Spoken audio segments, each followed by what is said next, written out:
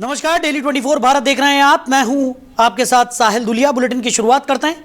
बिहार के नए बॉस अब सम्राट चौधरी होंगे। तो बीजेपी विधानमंडल दल की बैठक में सम्राट चौधरी के नाम पर मुहर लग गई है। विधानमंडल दल की बैठक में विजय सिन्हा ने सम्राट चौधरी के नाम का प्रस्ताव रखा, जिस पर बीजेपी के सभी नेताओं ने सहमति जताई। सम्राट चौधरी के नाम का ऐलान होने के बाद सम्राट चौधरी के समर्थकों में गजब का उत्साह नजर आया। पटना में पार्टी दफ्तर के बाहर सम्राट के समर्थक खुशी से झूमते नजर आए। कल 11 बजे शपथ ग्रहण समारोह होगा। सम्राट चौधरी ने बीजेपी के सभी नेताओं और कार्यकर्ताओं का धन्यवाद किया। उन्होंने कहा कि 20 साल से मैं राजनीति में सक्रिय हूं, लेकिन पहले कोई विचारधारा नहीं थी। 2015 में बीजेपी के साथ जुड़ने का अवसर मिला। तब से पार्टी ने जब जो दायित्व दिया उसे मैंने जिम्मेदारी के साथ निभाया। तो मुझे पार्टी ने कई पदों पर काम करने का मौका दिया। पार्टी ने मुझ पर भरोसा किया। जब बिहार में एनडीए की सरकार बनी तो मुझे उप मुख्यमंत्री बनने का सौभाग्य मिला। 2025 में जब दोबारा एनडीए की सरकार बनी तो मुझे गृह विभाग के मंत्री और उप मुख्यमंत्री के तौर पर काम करने का अवसर मिला। आज मुझे फिर एक बड़ी जिम्मेदारी दी गई है, इसे मैं निभाने की पूरी कोशिश करूंगा। चौधरी बिहार के नए मुखिया होंगे। तो बीजेपी विधायक दल के नेता उन्हें चुन लिया गया है। विजय सिन्हा ने उनके नाम का प्रस्ताव दिया। कल 11 बजे शपथ ग्रहण समारोह होगा। राज्यपाल से मुलाकात कर सम्राट चौधरी सरकार बनाने का प्रस्ताव पेश करेंगे। तो कल 11 बजे शपथ ग्रहण होने जा रहा है और बिहार की राजनीति में एक नया अध्याय शामिल होने जा रहा है। इसी खबर पर ज्यादा चर्चा के लिए हमारे मैनेजिंग एडिटर रमेश ठाकुर जी हमारे साथ जुड़ गए। रमेश जी, बिहार की राजनीतिक अध्याय में एक नया चैप्टर शामिल होने जा रहा है। कल 11 बजे शपथ ग्रहण होगा और सम्राट चौधरी बिहार के नए सम्राट होने वाले हैं। क्या कहेंगे सर? मुझे लगता है साहिल, भारतीय जनता पार्टी का एक लंबे जो सपना रहा है 1, 2, 3 दशकों का, वो आज पूरा होने को है। क्योंकि भारतीय जनता पार्टी बिहार में अपना सीएम हो और मजबूत नेता हो, इसके लिए छटपटा रही थी बहुत समय से। लेकिन अंततोगत्वा आज उनको सफलता मिल गई है सम्राट चौधरी के रूप में। सम्राट चौधरी ऐसा व्यक्ति है जिनके पीछे कई उनके दामन में दाग भी लगे हैं और आरोप भी लगते रहे, लेकिन बावजूद भी भारतीय जनता पार्टी ने उनके ऊपर विश्वास करा और उनको सर्वोच्च जो पद होता है वो पद उन्होंने वहां पे आज उनको दे दिया है। और यहाँ से मुझे लगता है बिहार किस रास्ते पे जाएगा और बिहार के अंदर और जनता के अंदर और उनके कार्यकर्ताओं में किस तरह का मैसेज है, वो मुझे लगता है आज धीरे धीरे सामने निकल के आ रहा है। एक युवा पीढ़ी है, वो सम्राट चौधरी को सीएम देखना चाह रहे थे। उनका प्रशंसक, उनके जो समर्थक है, वो काफी समय से ये चाह रहे थे कि सम्राट चौधरी के नाम पे ये मोहर लगे। आपको ध्यान होगा जब चुनाव हो रहा था उस समय प्रशांत कुमार ने तरह तरह के आरोप लगाए थे। इनके डिग्री को लेके फर्जी डिग्री भी साबित कर दी गई थी और उनके नाम, इनका जो मूल नाम है वो राकेश कुमार है और शकुनी चौधरी के फादर रहे हैं। तो इन शुरुआत में इनका जेल जाना, उसके बाद में कई सारी ऐसी बातें हैं जिनको प्रशांत कुमार ने अहम चुनाव के वक्त जनता के बीच में रखा। हालांकि उसका असर भी पड़ा, ऐसा नहीं है कि उनका बुरा असर राजनीतिक और उनकी पार्टी के उनके कैरियर पे ना पड़ा। इनका जब अगर आप रिजल्ट देखो, चुनाव का जीता हुआ रिजल्ट देखो, तो पिछले चुनाव के मुकाबले उसमें काफी कमी रही थी। वही असर था कि इनके जो आरोप उनके ऊपर लगे थे, उस आरोपों का इनको ऊपर असर रहा। अब बात नहीं, जब जो कहते हैं ना, वो जो जीता वही सिकंदर कहलाता। जीतने के बाद में भारतीय जनता पार्टी की नजर इन्हीं के ऊपर गई। उन्होंने देखा संजय जायसवाल और एक इनसे बड़े नेता जो सुशील मोदी हुआ करते, जो दिवंगत हो गए, और फिर एक दिल्ली से एक बड़ा नेता शाहनवाज हुसैन के रूप में दिल्ली छुड़वा के उनको बिहार भिजवाया गया। पिछली सरकार में आपको याद हो तो उनको मंत्री भी बनाया गया, लेकिन उनके ऊपर भी भारतीय जनता पार्टी ने विश्वास नहीं करा। उन्होंने ऐसे नेता का चुनाव करा जो उनकी विचारधारा से बिल्कुल मेल खाता हो और यूं कहें कि उनकी लकीर खींचने वाला व्यक्ति हो। तो मुझे लगता है उनकी दौड़, उनकी खोज सम्राट चौधरी पे आज पे उनके रुक गई। लेकिन यहाँ पे एक बात बिल्कुल तय है, अगर अब देखा जाए चुनावी पंडित हो जाएं या फिर समीक्षक हो जाएं, पत्रकार हो जाएं, उन सबके लिए नाम बड़ा अनएक्सपेक्टेड है। वो सोच नहीं रहे थे कि सम्राट चौधरी ये बाजी मार जाएंगे। श्रेयसी सिंह है जो बड़ी खिलाड़ी भी रही है और विश्व स्तर पर उन्होंने बड़ा दमखम दिखाया। अभी बीच में 4 दिन पहले खुद अमित शाह जी ने उनको तलब करा दिल्ली में, उनसे बात भी हुई, उनको सब चीजें उनको साथ में रखी गई, तब ये चैनलों पे खबरें भी चल गई थी। लोग के अंदर अंदेशा भी इस बात का हो गया था, हो सकता है कि बिहार में राबड़ी देवी के बाद में अगला सीएम कोई महिला के रूप में दिया जाए। लेकिन आपको पता है भारतीय जनता पार्टी की चाल चलन चेहरा किस तरीके से कब बदल जाए और कब ऐसा नाम निकल के आ जाए जो किसी की कल्पनाओं में तलक नहीं होगा। तो मुझे लगता है सम्राट चौधरी आज उनको बहुत बड़ी जिम्मेदारी मिली है।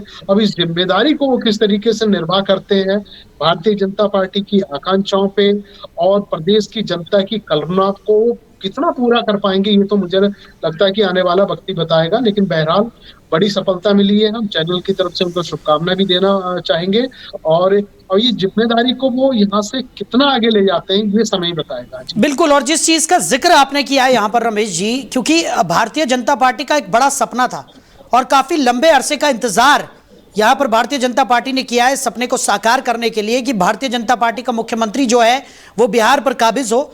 आज सम्राट चौधरी के नाम के ऐलान के साथ ही वो सपना भी लगभग 75 साल का इंतजार वो खत्म हो गया और अब कल 11 बजे शपथ ग्रहण होगी और बिहार की राजनीति में एक नया अध्याय यहां पर जुड़ जाएगा। उसके बाद भारतीय जनता पार्टी का भविष्य आप किस तरीके का देख रहे हैं आप बिहार की राजनीति के मद्देनजर, जल्दी से? देखिए साहिल जी, इसमें मैं जैसे आपने जिक्र करा कि 75 साल के बाद भारतीय जनता पार्टी का सपना पूरा हो रहा है, इसमें 3-4 प्रदेश और जुड़ जाते हैं, आसाम, महाराष्ट्र, हरियाणा और दिल्ली। ये 4 राज्य भी ऐसे हैं जो लंबे समय से भारतीय जनता पार्टी दूसरी पार्टियों के साथ लेके, उनका सहयोग लेके अपना कोई बड़ा पद प्रदेश का यही होता सीएम बनाना, तो सीएम अपना हो। तो ये मुझे लगता है दिल्ली में भी उनका सपना पूरा हो गया, महाराष्ट्र में उनका सपना पूरा हुआ है और हरियाणा में हुआ। अब बिहार बचता था, बिहार पे भी ये था कि भाई हमारा कैडर से और हमारे यहाँ से निकला हुआ कोई व्यक्ति भारतीय जनता पार्टी का सीएम बने, और वो बन गया। और रही बात सम्राट चौधरी का, जो अगर कैरियर आप देखो वो ज्यादा भारतीय जनता पार्टी का ज्यादा लंबा नहीं रहा।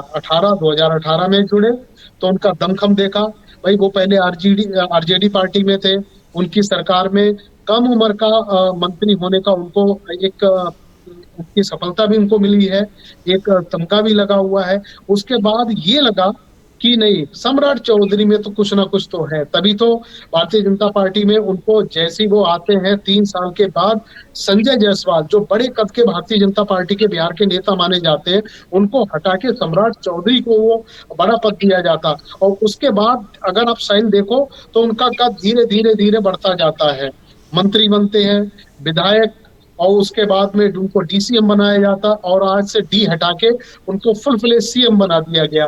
तो ये मुझे लगता है बिहार वासियों के लिए बहुत बड़ी खबर है। और खबर तो है, खबर के साथ में उनकी आकांक्षाओं पे, उनकी कल्पनाओं पे ये व्यक्ति कितना उतर पाते हैं, खरे उतर पाते हैं, ये मुझे लगता है आने वाला समय देगा। और परीक्षा ज्यादा लंबी नहीं है, 2, 4, 6 या 1 साल के अंदर उनकी जितनी भी परीक्षा है वो सारी पूरी हो जाएंगी। उस परीक्षा में पास होते हैं, फेल होते हैं, ये भी समय बता देगा। चलिए रमेश जी, हमारे साथ जुड़ने के लिए, इन तमाम चर्चाओं के लिए आपका बहुत शुक्रिया। तो सम्राट चौधरी बिहार के नए मुख्यमंत्री होंगे, कल 11 बजे शपथ ग्रहण होगा और बीजेपी विधायक दल के नेता सम्राट चौधरी चुने गए। सभी ने उनका समर्थन किया, विजय सिन्हा ने उनका नाम का प्रस्ताव रखा, जिसके बाद सभी के समर्थन के साथ वो विधायक दल के नेता चुन लिए गए हैं। कल 11 बजे वो शपथ ग्रहण करेंगे।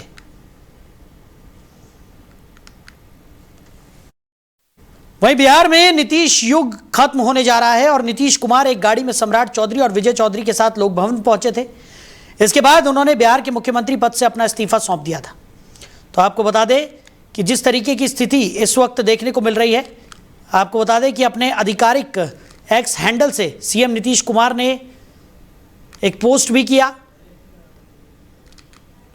नीतीश कुमार ने लिखा कि आप जानते हैं कि 24 नवंबर 2005 को राज्य में पहली बार एनडीए सरकार बनी थी, तब से राज्य में कानून का राज है।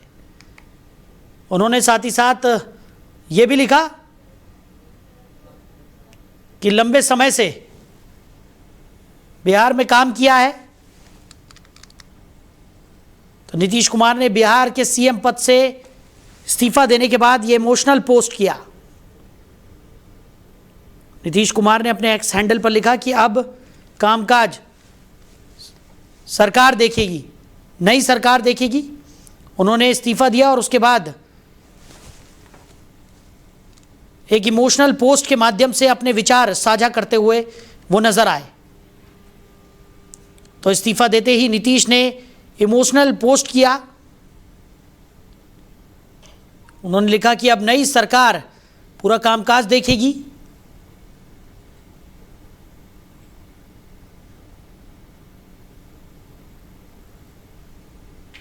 तो नीतीश कुमार ने अपना इस्तीफा दे दिया है। इस्तीफा देते ही नीतीश कुमार ने एक इमोशनल पोस्ट भी किया। अपने इमोशनल पोस्ट में उन्होंने अपने कार्यकाल के बारे में बताया। साथ ही साथ उन्होंने लिखा कि अब नई सरकार कामकाज देखेगी। तो उन्होंने लिखा कि आप जानते हैं कि 24 नवंबर 2005 को राज्य में पहली बार एनडीए की सरकार बनी थी। तब से राज्य में कानून का राज है और हम लगातार विकास के काम में लगे हुए हैं। सरकार ने शुरू से ही सभी तबकों का विकास किया है, चाहे वो हिंदू हो, मुस्लिम हो, अपर कास्ट हो, पिछड़ा हो, अति पिछड़ा हो, दलित हो, महादलित हो, सभी के लिए काम किया गया है। हर क्षेत्र में काम हुआ है, चाहे शिक्षा हो, स्वास्थ्य हो, सड़क हो, बिजली हो, कृषि हो। महिलाओं एवं युवाओं के लिए भी बहुत काम किया गया है। इन दिनों काम को और आगे बढ़ाया गया है। अगले 5 वर्षों यानी कि 2025 से 2030 के लिए 7 निश्चय का गठन किया गया है। इससे और ज़्यादा काम होगा, जिससे बिहार काफ़ी आगे बढ़ेगा। बिहार के विकास में केंद्र का भी पूरा सहयोग मिल रहा है। इसके लिए आदरणीय प्रधानमंत्री नरेंद्र मोदी जी का नमन करते हैं। बिहार और तेज़ी से विकसित होगा और देश के टॉप राज्यों में शामिल हो जाएगा और देश की प्रगति में महत्वपूर्ण योगदान देगा। अब नई सरकार यहाँ का काम देखेगी। नई सरकार को मेरा पूरा सहयोग और मार्गदर्शन रहेगा।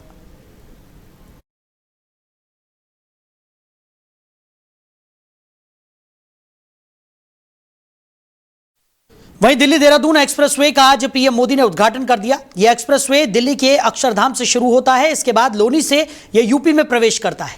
दिल्ली देहरादून एक्सप्रेसवे की यूपी में कुल लंबाई 135 किलोमीटर है। इस एक्सप्रेसवे की कुल लंबाई 212 किलोमीटर है। दिल्ली देहरादून एक्सप्रेसवे देश का पहला वाइल्ड लाइफ कॉरिडोर है। दिल्ली देहरादून एक्सप्रेसवे 4 साल में बनकर तैयार हुआ। यह एक्सप्रेसवे 12,000 करोड़ की लागत से बनकर तैयार हुआ है। इस एक्सप्रेसवे का 64% हिस्सा यूपी से होकर गुजरता है। एक्सप्रेसवे की शुरुआत में 18 किलोमीटर तक कोई टोल नहीं है। दिल्ली देहरादून इकोनॉमिक कॉरिडोर का उद्घाटन कर पीएम ने विशाल जनसभा को संबोधित करते हुए कहा कि आज दिल्ली देहरादून एक्सप्रेसवे के उद्घाटन के साथ उत्तराखंड की प्रगति में एक और बड़ी उपलब्धि जुड़ी है। आपको याद होगा, बाबा केदार के दर्शन के बाद मेरे मुंह से अनायास निकला था कि शताब्दी का 3रा दशक उत्तराखंड का दशक होगा। मुझे बहुत खुशी है कि डबल इंजन सरकार की नीतियां और उत्तराखंड के लोगों के परिश्रम से ये युवा राज्य विकास के नए आयाम जोड़ रहा है। ये प्रोजेक्ट भी उत्तराखंड के विकास को नई गति देगा। आर्थिक विकास के साथ साथ रोजगार को निर्माण करने वाला और पर्यटन को गतिशीलता देने वाला ऐसा प्रकल्प है।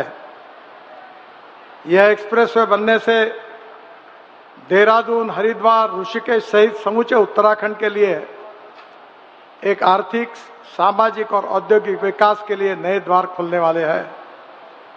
इसकी लागत 12,000 करोड़ रुपए है। ये 213 kilometre 6 lane greenfield express highway है, जो दिल्ली मेरठ एक्सप्रेस हाईवे से शुरू होकर अक्षरधाम से शास्त्री पार्क, खजूरी खास, बागपत, शामली, मुजफ्फरनगर, सहारनपुर से देहरादून तक आता है। अभी दिल्ली से देहरादून जाने के लिए 22 किलोमीटर डिस्टेंस भी कम होने वाला है। अभी 8 घंटे लगते हैं। अब ये सफर 2 से सवा 2 घंटे में हो जाएगा, जिसके कारण यहाँ के विकास के लिए बहुत गतिशीलता मिलेगी। प्रधानमंत्री जी का प्रत्येक कार्यक्रम विशिष्ट होने के साथ साथ ऐतिहासिक भी होता है, परंतु आज का दिन कई मायनों में विशेष है। आज जहां आज उत्तराखंड के विकास की लाइफलाइन, देश की लाइफलाइंस के साथ दिल्ली देहरादून इकोनॉमिक कॉरिडोर के रूप में जुड़ रही है, वहीं आज देश में सामाजिक सौहार्द एवं समरसता को मजबूत करने के लिए वंचित वर्ग को समाज की मुख्य धारा में जोड़ने वाले महापुरुष भारत रत्न बाबा साहब डॉक्टर भीमराव अंबेडकर जी की जन्म जयंती है। मैं संविधान निर्माता डॉक्टर बाबा साहब भीमराव अंबेडकर जी की इस जयंती के अवसर पर उनको अपनी भावांजलि अर्पित करता हूं। इसके साथ ही जहां आज भगवान सूर्य मेष राशि में प्रवेश कर रहे हैं और हमारे सिख भाई बहन खालसा पंथ की स्थापना के प्रतीक स्वरूप सिख नववर्ष मना रहे हैं, वहीं हमारे अन्नदाता प्रकृति की उपासना करते हुए बैसाखी पर्व को हर्षोल्लास से मना रहे हैं। मैं बैसाखी की भी आप सभी को हार्दिक बधाई एवं शुभकामनाएं देता हूं। कॉरिडोर प्रगति के नए द्वार है, गेटवे हैं, डोर है और इनसे उम्मीदों की डोर भी जुड़ी हुई है। ये इकोनॉमिक कॉरिडोर सड़क के अलावा नए नए व्यापार कारोबार का मार्ग बनाते हैं। फैक्ट्रियों के लिए, गोदामों के लिए पूरा नेटवर्क, उसका आधार तैयार करते हैं। साथियों, देहरादून दिल्ली इकोनॉमिक कॉरिडोर से भी इस पूरे क्षेत्र का कायाकल्प होने जा रहा है। पहला फायदा तो यह है कि इससे समय बचेगा, आना जाना सस्ता और तेज होगा, लोगों का पेट्रोल डीजल कम खर्च होगा, किराया भाड़ा कम होगा और दूसरा बड़ा फायदा रोजगार का होगा। अब इसके निर्माण में 12,000 करोड़ रुपए खर्च हुए तो हजारों श्रमिकों को काम मिला है। साथ ही जो इंजीनियर है, अन्य स्किल्ड वर्कफोर्स है, ट्रांसपोर्ट है, उससे जुड़े साथी हैं, उनको भी बहुत बड़ी मात्रा में काम मिला है। कॉरिडोर। वहीं उत्तर प्रदेश के गौतम बुद्ध नगर जिले में वेतन बढ़ाने की मांग को लेकर कर्मचारियों के हिंसक प्रदर्शन पर कांग्रेस सांसद राहुल गांधी ने प्रतिक्रिया दी है।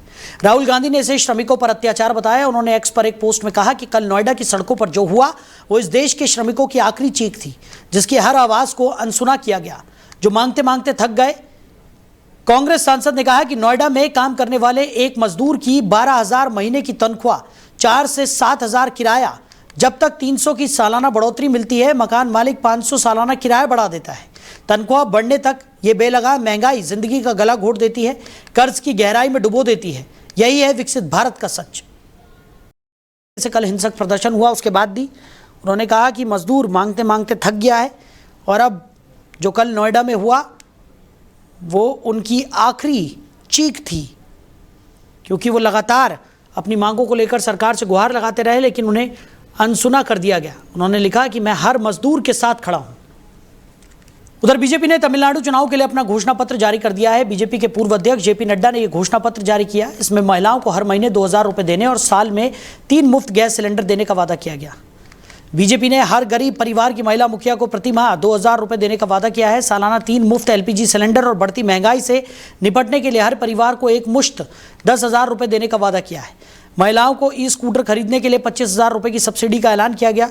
जल्लीकट्टू के सांडों का पालने वालों को 2,000 रुपए की मासिक सहायता और प्रतिभागी की मृत्यु होने पर 10 लाख रुपए की मदद का भी प्रस्ताव रखा गया है। बीजेपी ने सत्ता में आने पर तमिलनाडु में पहली बार घर खरीदने वाली महिलाओं के लिए स्टैंप शुल्क में 3% छूट का वादा किया है। घरेलू सामान पर 8,000 रुपए के कूपन जैसी सौगातें देने की भी घोषणा की गई है।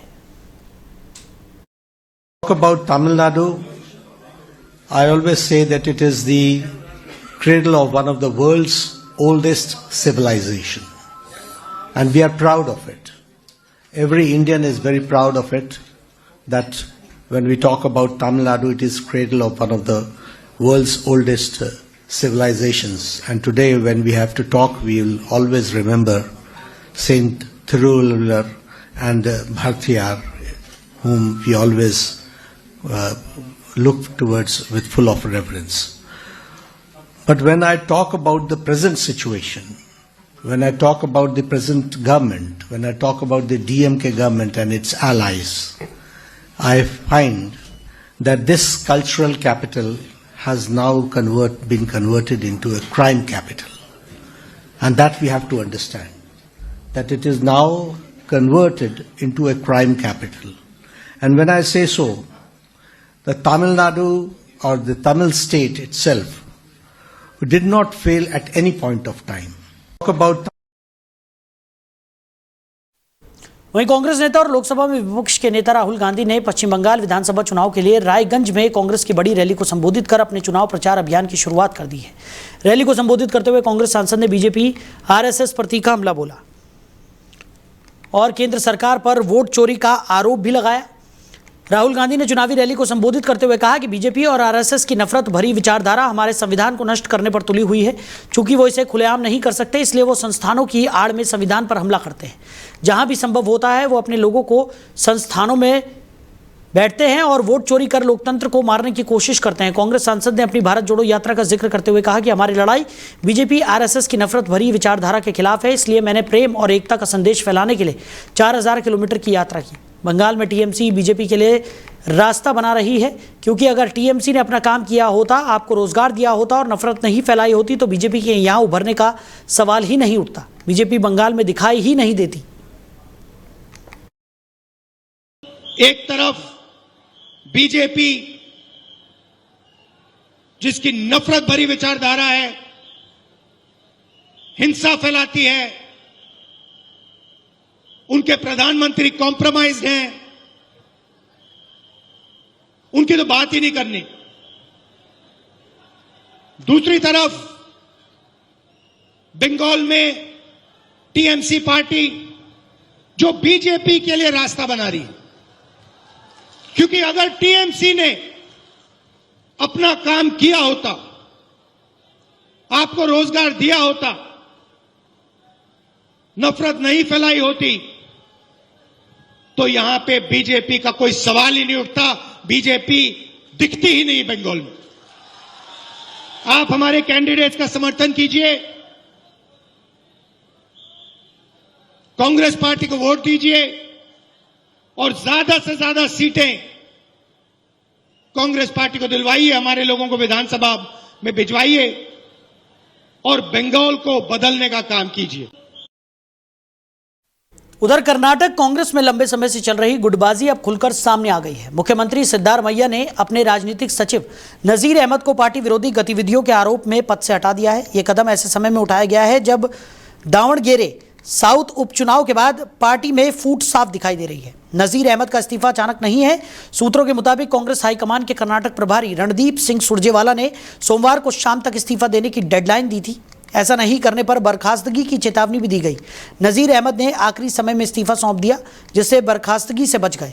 वो मुख्यमंत्री सिद्धारमैया के करीबी माने जाते हैं और मंत्री जामीर अहमद खान से भी जुड़े रहे हैं।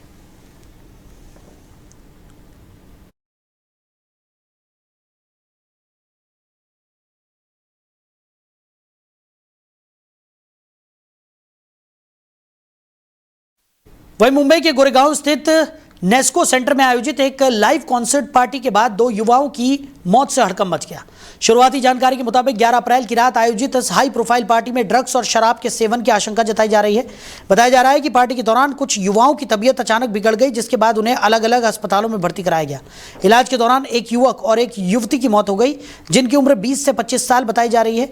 वहीं एक अन्य युवती की हालत गंभीर बनी हुई है और वो आईसीयू में भर्ती है। प्राथमिक जांच में ओवरडोज की आशंका सामने आई है, लेकिन पुलिस का कहना है कि मौत की असली वजह फॉरेंसिक रिपोर्ट आने के बाद ही स्पष्ट हो पाएगी। इसी के तहत पुलिस ने पार्टी में शामिल कई लोगों के ब्लड सैंपल जांच के लिए भेजे हैं, ताकि ये पता लगाया जा सके कि नशीले पदार्थों का सेवन हुआ था या नहीं।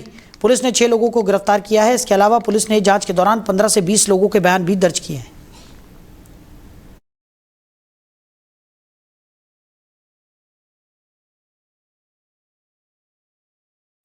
वहीं ईरान ने अमेरिका पर बातचीत के बजाय शर्तें थोपने का आरोप लगाया। भारत में ईरान के सुप्रीम लीडर के प्रतिनिधि अब्दुल मजीद हकीम इलाही ने कहा कि अमेरिका की मंशा शुरू से ही संदिग्ध रही है। इलाही ने कहा कि अमेरिका बातचीत नहीं करना चाहता, बल्कि दबाव बनाकर अपनी शर्तें मनवाना चाहता है। उन्होंने ये भी कहा कि एक तरफ अमेरिका होर्मुज स्ट्रेट को खुला रखने की बात करता है, वहीं दूसरी तरफ वहां नाकाबंदी कर रहा है। इलाही ने कहा कि ईरान युद्ध नहीं चाहता और शांति का समर्थन करता है, लेकिन अमेरिका का रवैया इसके विपरीत है।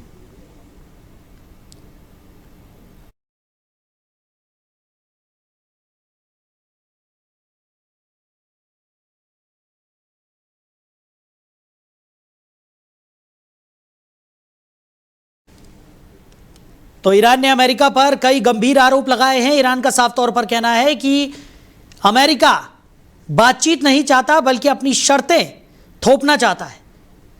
उसने साफ तौर पर कहा कि अमेरिका की नीयत पर हमें शक है।